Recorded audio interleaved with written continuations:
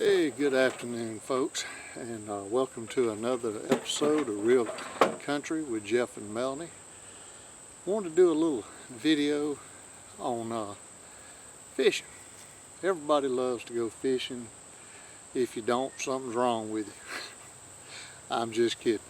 I've grown up fishing all my life, and where I live here in Alabama, I have fished for just about everything we have except for the deep sea fishing. I'm mainly a freshwater fisherman, but thought I'd do a few little videos. Years ago, I had a little part-time job at an outdoor store, and because I'm getting older, I got to help a lot of young folks rig up their first tackle boxes, or wives pick out things for the husbands. And fishing is like anything else. You can throw as much money into it as you want. You can try to keep up with the Joneses and have the hottest, the latest, and you can spend a fortune. And a little gentleman sitting on the bank with a cane pole can outfish you and bring home more fish, more bigger fish, all day long. It doesn't take a fortune to go. So I thought I'd do a few little series of how to set up a basic tackle box for different species of fish, freshwater down here in the southeast where I live, and maybe to give you a little helpful hint. The first one is very simple. This is just a general all-purpose live bait tackle box. I like the old-timey metal tackle boxes like I grew up with. Back in the day, this might cost you probably no more than $4 or $5. If you could find one of these now being made, you might pay $25 to $100 for it. What I like to do is when I do go out with my wife antiquing, yard sailing, flea market, every now and then you'll find somebody getting rid of some of their dads or grandpas or uncles' old stuff. They don't know what it is, they don't think it's valuable, and you can pick up a nice little metal. And this one's fairly old, but this was probably a good 40 to 50-year-old box. But whoever had it took care of it. And I've done nothing to it. But it's got two drawers, metal drawers, not an ounce of rust on the inside. There's a few little tiny places on the outside, but I think I paid $3 for this at a flea market. This is what I prefer for most of my tackle. Now, if you don't want to go to the problem, you can still go to the store and get you a brand spanking new little plastic box that'll have a tray on the inside. There again, it's probably $5, $6 or less, depending on how big and what you want. But for a general purpose box, you really don't need a whole lot of gear. And I'm just going to give you a quick little rundown. The little general purpose box, you can fish with a cane pole, a rod, and a reel. You can catch brim, crappie, bass, catfish, just about everything we have around here. And doesn't need a whole lot. You could probably outfit this whole box right now at the store for, I'd say, less than $20. And if you had to buy your little box, that might be another $5 or $6. But really, just for the basic stuff, you need you a little bit of split shot lead. This is just an example. Now these are pretty big size, and I'll pull one out and show you. These are, let's see what size they are. Well, of course this one doesn't say. I'd say these are probably 3/16 or less. But these are split shot, and the reason they call them that, they're shaped like a little round ball. They're made out of lead, but they've got a groove in them. And get a little close up here where you can see it. It's got a little split in there, running between my fingers there. And all you do is, after you've tied your hook onto the line, come up about that far above the hook, put the line inside that crack and take you a little pair of pliers, crimp it just enough to hold it in place, and that gives you some weight when you cast it. Now, if you're going to fish close to the bank, that may be all you need. They make them a lot smaller and a lot bigger. It's a personal preference. It's how deep you want to go, how strong the current is where you are. But if you get your little small pack of split shot, you can always come back and get a bigger one. Here's what I call a little bullet size. There again, not really bullet, like a little dumbbell size, but you slide that on, that will float up and down your line, and the split shot will stop it. So if you want to go real deep, you can put that on. It'll aid you in your casting, and it'll hold your bait in the area you want to fish. Like I said, pack of lead, split shot, and the bigger, probably about $1 a piece, and you'll get anywhere from 20 to 50 pieces of lead in each thing. So that's about $1 or $2. The other thing you definitely got to have is you some good little hooks. And depending on the species, if you're going for brim, you want a real small hook because they got a real small mouth. Brim and crappie about the same. Probably about a number 6 to 8 eagle claw little hook. Here's a little package. It can be any other brand. They don't have to be eagle claw. This is just what I got. But there's you some little small ones. Little pack of hooks.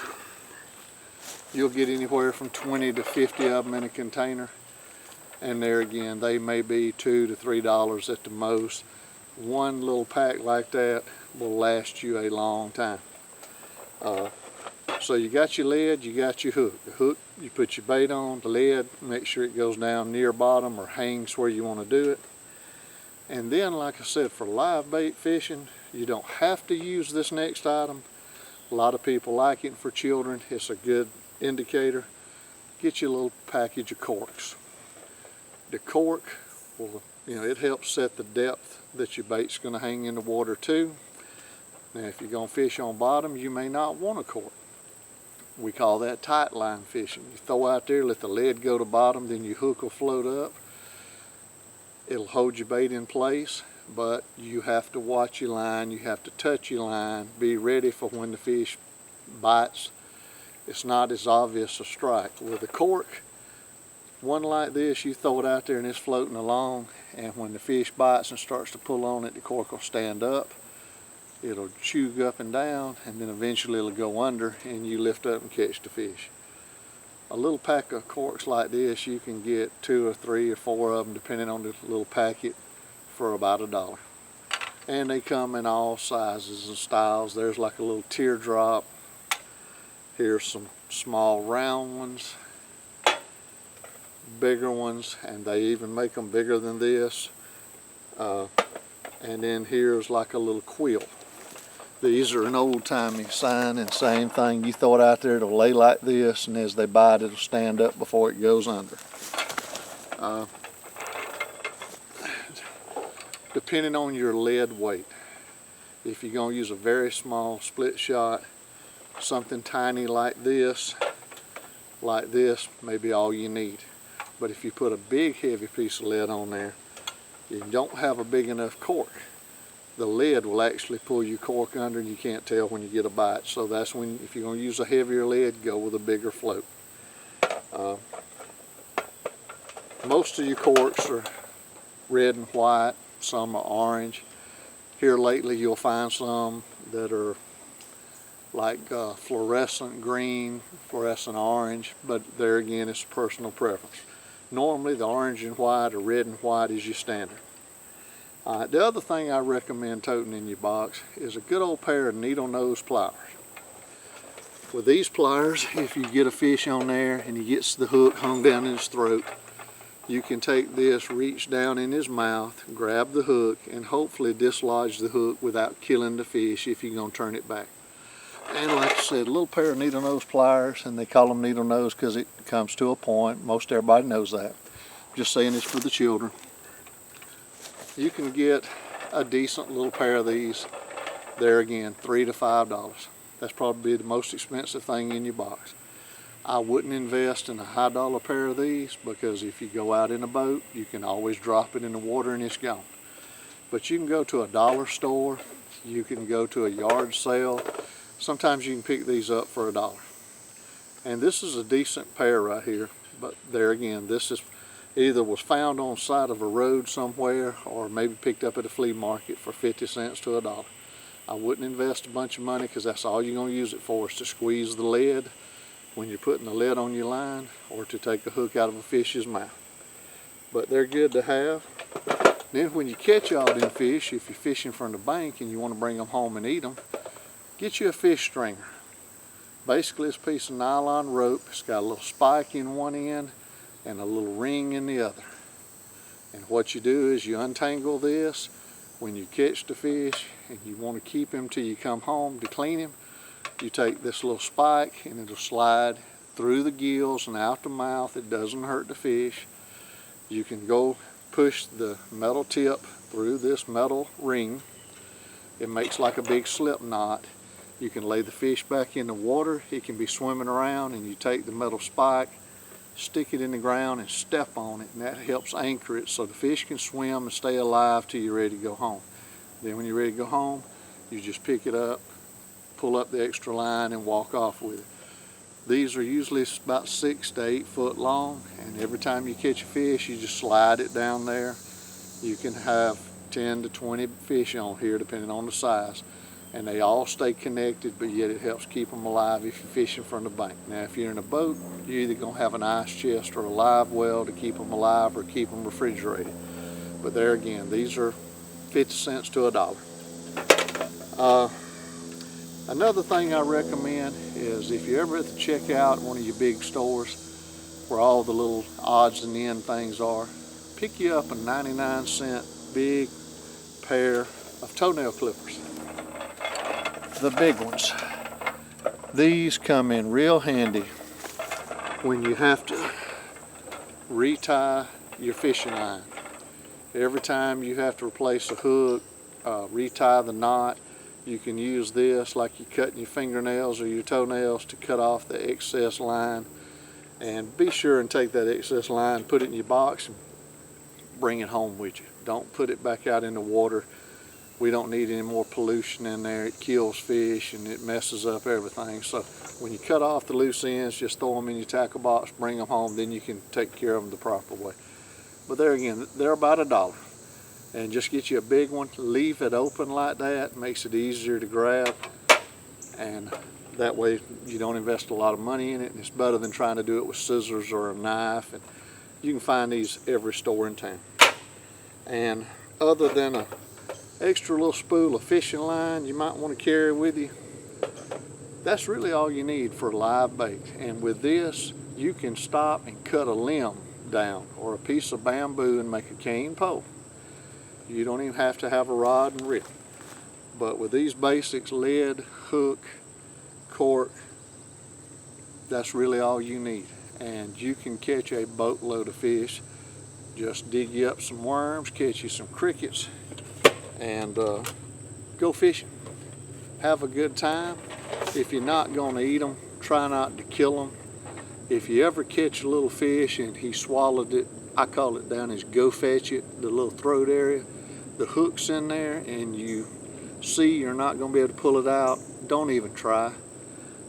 If you'll just reach in there and cut the line off as close to that hook as you can. Normally, the fish's stomach acid will, in time, it'll dissolve that hook and the fish will probably live. But if you see that hook has went past that little go fetch it area at the back of his throat and you start tugging on it, you're going to kill the fish. So don't worry about a hook. Hooks are cheap, and like I said, you'll get 25 to 50 in a pack. But if you go, have fun, catch you a mess, enjoy cooking and eating them.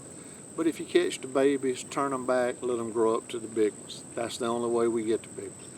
But always be careful around the water, obey the laws, make sure you can swim or you're with somebody that can help look after you. If you go out in a boat, wear your life jacket. Nobody wants to get hurt. You can have a lot of fun fishing, and it's one of the few sports that you can just about do from the time you're born till the day you die. But have a good time. Hope this little video was helpful. Like I said, just proves my point. It doesn't take a lot of money to get set up, and you can go have a good time. As time goes on, I'll be doing other videos in this little series. I'll try to do one strictly on brim with some live bait and artificial lures, some crappie, bass, even got a trick or two for an old gar. But we'll have separate little videos as time goes on. I hope this was informative. Hope you enjoyed it. Like I said, on down the road, I hope to go show you how to catch some fish. Just got to work out a few little minor details and off we'll go. But if you enjoyed this video, please click like, subscribe to our channel. And if nothing changes, good Lord willing, the creek don't rise, we'll see y'all down the road the next time. Thank y'all. Have a good evening.